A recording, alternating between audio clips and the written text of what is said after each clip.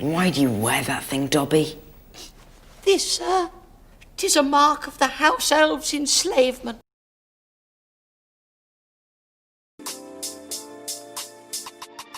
Fans of the Harry Potter books who saw the movie adaptations found that there were a few plot points that the films either didn't explain, didn't capture fully, or just flat out ignored. But what will take the top spot on our list?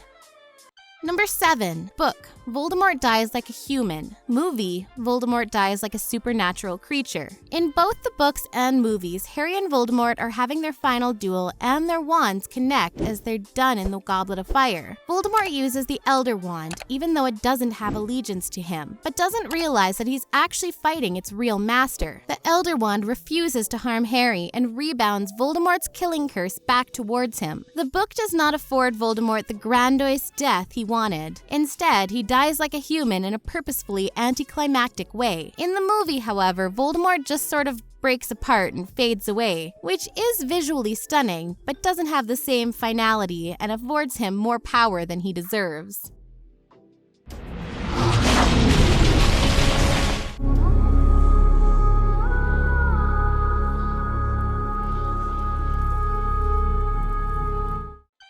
Number 6. Book. Harry replaces the Elder Wand in Dumbledore's tomb. Movie. Harry breaks the Elder Wand and throws it away. Here's a moment that made all Potter fans gasp. In both the book and film, Harry is revealed as the Elder Wand's true master after he disarms its previous master, Draco Malfoy. It's what he does with it in the movie that irks Potterheads to this day. After the Battle of Hogwarts in the final film, Harry does what probably no one with an all-powerful wand would do. He snaps it in two and throws it off a bridge. In the book, however, Harry uses it to fix his own wand, which he's always preferred, then returns it to Dumbledore's grave so that when Harry finally dies, the wand will have no allegiance to anyone else. Well, that makes more sense.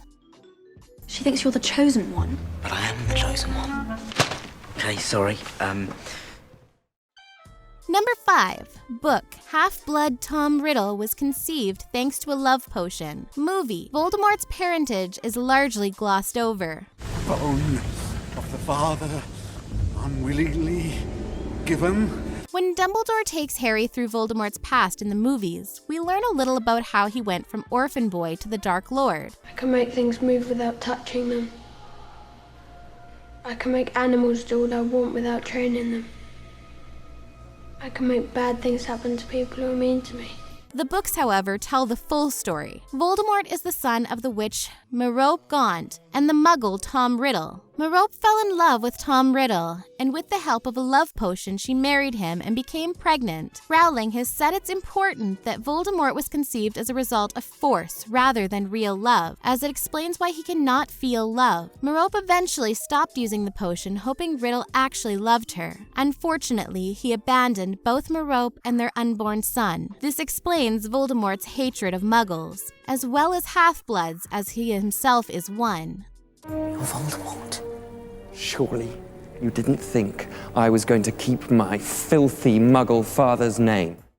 Number 4. Book. House elves are mistreated, but play vital roles. Movie. House elves are mostly unimportant and unseen. Harry Potter deals with many issues, but one that's glossed over in the movies is the mistreatment of house elves. We do see Dobby as a slave to the Malfoys, but he has much more purpose than the movies let on. For example, he is the one who gives Harry the gillyweed in the Goblet of Fire, not Neville. Something else the movies don't show is that Dobby and the other house elves are given proper employment in the Hogwarts kitchens. Plus, the films don't include the female house elf Winky, who cares for Barty Crouch Jr., gets fired, and is then employed at Hogwarts. Man, house elves deserve more credit. Just ask the creator of the SPEW, the Society for the Promotion of Elfish Welfare, Hermione Granger.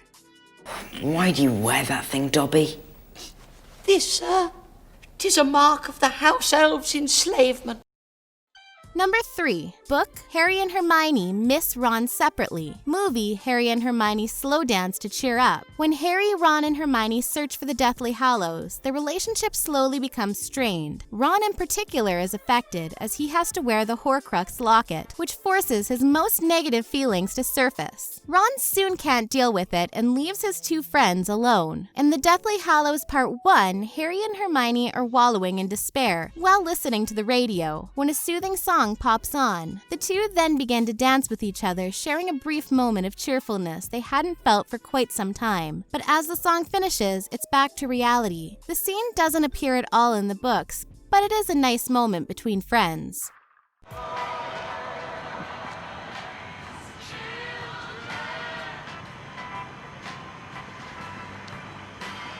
You think I don't know how this feels? No, you don't know how it feels!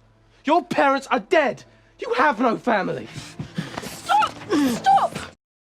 Number 2. Book. Peeves, Ludo Bagman, Charlie Weasley, and Teddy Lupin all exist. Movie. Peeves, Ludo Bagman, Charlie Weasley, and Teddy Lupin don't appear. When any book series is given the film treatment, some characters just don't make the cut because they interfere with the pace. But we missed a few. Peeves the Poltergeist, a pesky ghoul who pulls pranks on staff and students at Hogwarts, is a fan favorite. The Ministry of Magic's head of the division for magical games, Ludo Bagman, appears in the Goblet of Fire book, but not in the film. On screen, the Weasley family's second eldest, Charlie, is only mentioned and shown in pictures. But an especially upsetting omission is Teddy Lupin, son of Remus Lupin and Nymphadora Tonks. This book character represents the tragic, cyclical nature of the series, as he's orphaned in the Battle of Hogwarts and essentially becomes his generation's Harry. They even cast the character.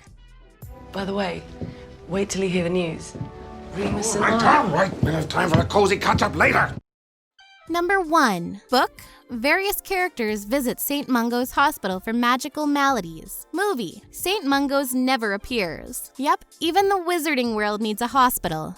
In the book, several wizards are injured enough to be sent to St. Mungo's, including Arthur Weasley after he's attacked by Nagini. Some patients are there permanently, like Gilderoy Lockhart, who suffers from a backfired memory charm. Bet you forgot about him. Who are you? Ron Weasley. Really?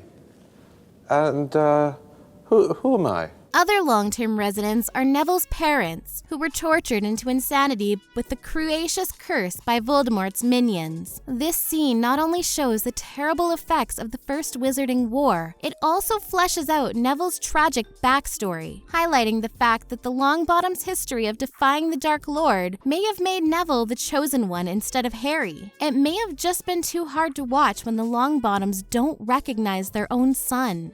I'm quite proud to be their son.